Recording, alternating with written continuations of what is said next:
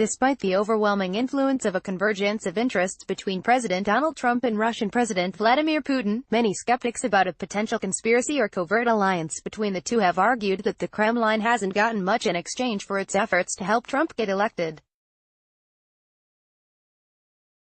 While Trump has been rhetorically soft on Putin and has waged a public relations campaign against NATO, some of the overt actions of his administration, launching missiles at Syria, providing arms to the Ukraine, and imposing sanctions on Russian individuals and organizations, have gone directly against the Kremlin's interests, these skeptics say.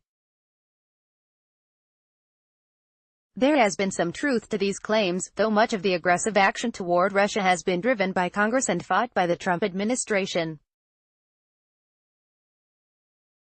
But on Wednesday, the Trump administration took two major steps, in line with Russia's interests, that may help make all the effort Putin went to in supporting his candidacy worth it. First, and most substantially, Trump announced, out of the blue, that the United States will be pulling out of Syria. "We have defeated ISIS in Syria, my only reason for being there during the Trump presidency," Trump said on Twitter. Officials have confirmed that planning is underway to withdraw troops. As analyst Nick Patton-Walsh explained, this was a big win for Putin's interests in the region. "Without the U.S. in the ring, Russia is the main military force in post-war Syria," he wrote in a piece for CNN. However you divine it, Trump seems to have few qualms about doing things that will please Putin. The claim that ISIS is defeated in Syria, however, is overly optimistic. Martin Chulev, a Middle East reporter for The Guardian, explained, "The long fight against Islamic State looks good on a map, but it is yet to be decisive on the battlefield. The terror group has lost more than 95% of the territory it claimed in 2014, and the juggernaut that threatened to shred the region's borders has been battered back to where it all began for the group's earliest incarnation, a sliver of land along the Euphrates River, bordering Iraq and Syria. There, Kurdish-led forces, backed by U.S. air support, had been fighting it out with die-hard extremists in towns and villages in Syria's far eastern Deir ez-Zor province. At least 2,500 ISIS fighters remain, all survivors of routes to the east and west of their last redoubt. Colossal ruin lays in their wake on both sides of the river. But the group retains the capacity to do even more damage, especially if let off the hook now." Meanwhile, Trump's own Republican allies are extremely skeptical of his new announcement. "Withdrawal of this small American force in Syria would be a huge Obama-like mistake," said Sen. Lindsey Graham, RSC. "The decision to pull out of Syria was made despite overwhelming military advice against it," said Senator Marco Rubio, RFL. "It is a major blunder. The GOP has often been far too eager to wield the might of the U.S. military, and there may, in fact, be a good reason for the United States to pull out of Syria. But ISIS being defeated is not one of them, and it is suspicious that the president primarily chooses to buck his party when it aligns with Putin's interests." And despite the major stakes of the decision, CNBC's Christina Wilkie reports that a senior administration official is refusing to answer any questions about the deliberative process behind the Syria pullout. This suggests that there likely was no deliberative process, the president acted on his own. "I've never seen a decision like this," said Sen.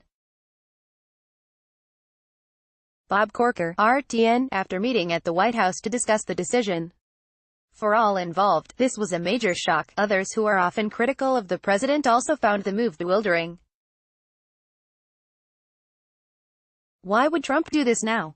Who knows," wrote commentator Max Boot. "Given that he is acting at odds with his advisors, this is clearly not the result of a normal policy review process. This is the Trump doctrine in operation. Trump does whatever he wants. It could be based on what he had for breakfast, or there could be something more sinister going on."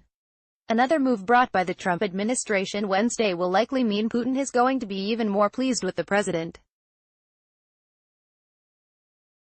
The Treasury Department announced Wednesday that it will be rolling back sanctions, passed by Congress as punishment for Russia's election interference, on entities tied to Russian oligarch Oleg Deripaska. Ostensibly, this move was taken because Deripaska is divesting a significant portion of his financial stakes in these entities. However, there are serious reasons for concern about this action.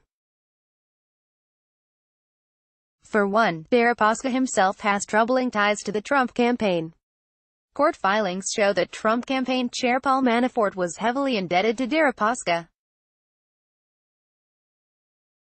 And uncovered emails have shown that, during the campaign, Manafort reportedly offered his position within the Trump campaign as having the potential to resolve his debt to Deripaska. But even leaving aside the shady Deripaska connection, the Treasury's move is troubling on its own terms.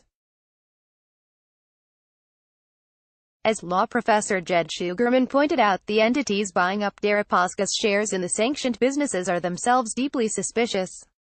One of those entities, VTB Bank, has been named as a potential funder for the Trump Tower Moscow project the president was working on during the campaign. The other firm is Glencore. Glencore is being investigated for money laundering, and has been doing big business with Deripaska for years, noted Shugerman. So after fighting Congress over Russia's sanctions all along the way, the Trump administration is now rolling back some of these key penalties under highly dubious circumstances. In response to the rollback of the sanctions, former federal prosecutor Mimi Rocha said, "So, the quid pro quo in plain sight. It's not clear yet if there was an explicit conspiracy between Trump and Russians in the run-up to the 2016 election. But it's clear that Putin had a strong desire for Trump to win, in part because he hated Hillary Clinton and in part because he thought Trump would be amenable to his interests. This Christmas season, it's clear Putin is getting exactly what he wanted.